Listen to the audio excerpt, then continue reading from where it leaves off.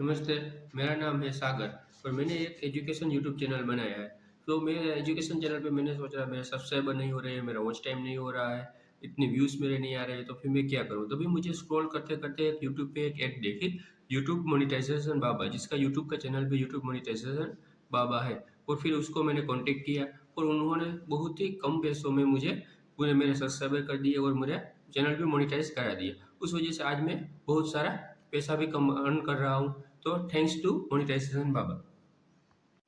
नमस्ते, मेरा नाम है सागर और मैंने एक एजुकेशन यूट्यूब चैनल बनाया है। तो मेरे एजुकेशन चैनल पे मैंने सोचा मेरे सब्सक्राइबर नहीं हो रहे हैं, मेरा वॉच टाइम नहीं हो रहा है, इतने व्यूज़ मेरे नहीं आ रहे हैं, तो फिर मैं क्या करूँ? तभी मुझे स्क्रॉल करते-करते एक यूट्यूब पे एक ऐड देखी, यूट्यूब मोनेटाइजेशन बाबा, जिसका यूट्यूब का चैनल भी यूट्यूब मोनेटाइजेशन बाबा है। और फिर उसको मैंने कॉन्टैक्ट किया और उन्होंने बहुत ही कम पैसों में मुझे पूरे मेरे सब्सक्राइबर कर दिए और मेरा चैनल भी मोनेटाइज़ करा दिया। उस वजह से आज मैं बहुत सारा पैसा भी कम अर्न कर रहा हूँ। तो थैंक्स टू मोनेटाइजेशन बाबा।